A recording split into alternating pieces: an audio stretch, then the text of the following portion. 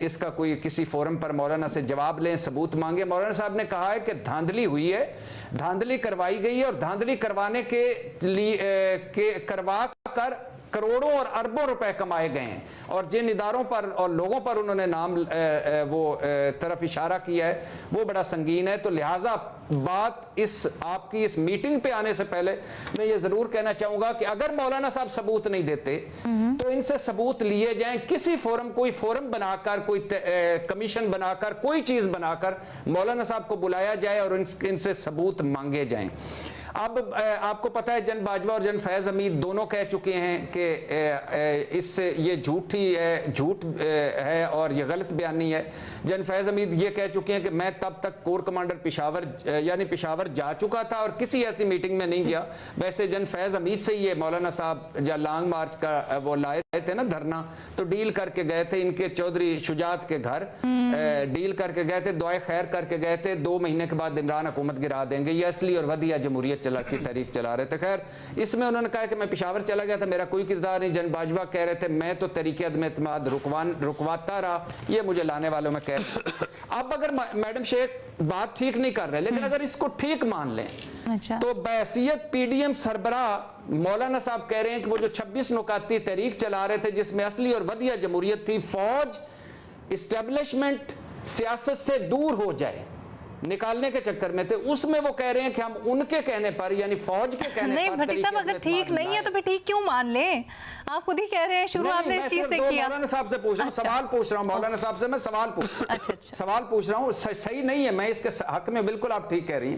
مولانا صاحب سے سوال میرا یہ کہ اگر آپ یہ کہتے ہیں کہ یہ ایسا ہوا ہے تو آپ پی ڈی ایم کے سربراہ تھے، آپ فوج کو سیاست سے آؤٹ کرنا چاہتے تھے اور آپ فوج کے کہنے پر ہی طریقے عدم اعتماد لا رہے تھے۔ اچھا پھر آگے اگر مولانا صاحب کی اس بات کو سچ مان لیا جائے تو مطلب تو پھر مولانا صاحب یہ ہے کہ عمران خان سچا ہے۔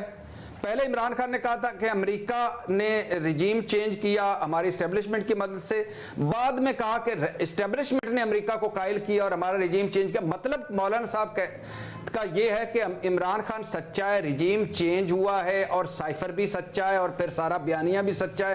اگر یہ ہے مولانا صاحب تو کل تک تو آپ عمران خان کو یہودی ایجنٹ کہہ رہے تھے اور کہہ رہے تھے کہ یہ سسٹم تلپٹ کرنے آیا ہے، جھوٹ بول رہا ہے، یہ سائفر بھی جھوٹا ہے، رجیم چینج بھی جھوٹا ہے، یہ عدم اعتماد میں کسی کا کردار یہ بھی جھوٹا ہے، تو پھر آج یہ کیسے سچا ہو گیا؟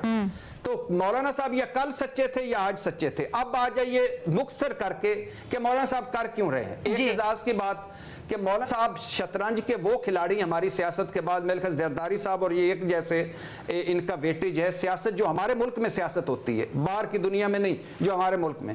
مولانا صاحب بڑی خوبصورتی سے آپ دیکھیے 2-4 سیٹیں تھیں، بلوچستان کے علاوہ بالکل غائب ہو چکے تھے، کے پی سے کلین سویپ ہو چکا تھا، فارغ ہو چکے تھے، ارریلیونٹ ہو چکے تھے، سارے آپس میں مل رہے تھے۔ اچانک مولانا صاحب نے انٹری ماری اور ساروں طرف اب سارے پیچھے چلے گئے، مولانا صاحب ریلیونٹ ہے۔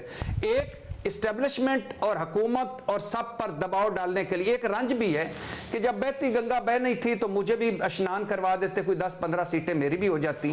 دوسرا دباؤ ڈالنا، دباؤ کیوں ڈالنا؟ اپنا وزن بڑھانا، دباؤ ڈالنا کیوں؟ خود کو ریلیونٹ رکھنا کیوں؟ دباؤ، پریشر، ریلیونٹ کیوں؟ نہیں ویسے تو پھر کیا ہمارے ملک میں سیاست یہی رہ گئی ہے کہ جیسے میرے تینوں اینالسٹ ابھی تک یہی کہہ رہے ہیں کہ جھوٹ ہے، مولانا صاحب نے جو کہا ہے۔ ایک جملہ، صرف ایک جملہ، میڈم شیخ ایک جملہ، بلوچستان کی وزارت اعلیٰ صدر بننا پرانی خواہش ہے، مرکز اور کے پی میں 2 آئینی عہدے ہیں، ان پر نظر ہے، یہ ہے صرف ٹوٹل۔ میں ایک ایڈ کر دوں، صرف ایک ایڈ کر دوں۔ علینا دیکھیے جو اپوزیشن جماعتوں کے جو 3 بڑے کھلاڑی تھے، ایک تھے میاں محمد نواز شریف جو کہ سیاست میں اس لیے آئے تھے کہ وہ اپنی لیگیسی اپنی بیٹی کے حوالے کر دیں۔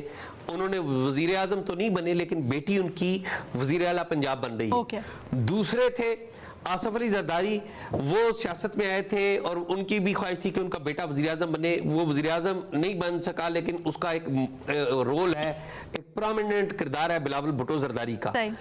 तीसरे थे मौलाना फजल रहमान। मौलाना फजल रहमान का भी ये इलेक्शन अपने लिए कम था, उनकी लेगेसी के लिए ज्यादा था।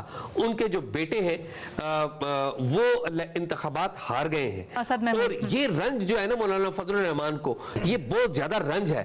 और मौलाना फजल रहमान ये रमज समझते हैं इस्टेब्लिशमेंट की, कि जब इस्टेब्लिशमेंट कमजोर हो तो भरपूर तरीके से वार करो, भरपूर तरीके से उनको और कमजोर करो, और इस दौरान एक ऐसी अरेंजमेंट करो, ऐसी डील करो कि ज्यादा से ज्यादा गेम कर सको। तो ये जो लेकिन सर ये जो बेसिकली वो ठीक है, एजाज आपका पॉइंट आ गया है, अपने बेटे के सियासी मुस्तकबिल के लिए लड़ रहे थे।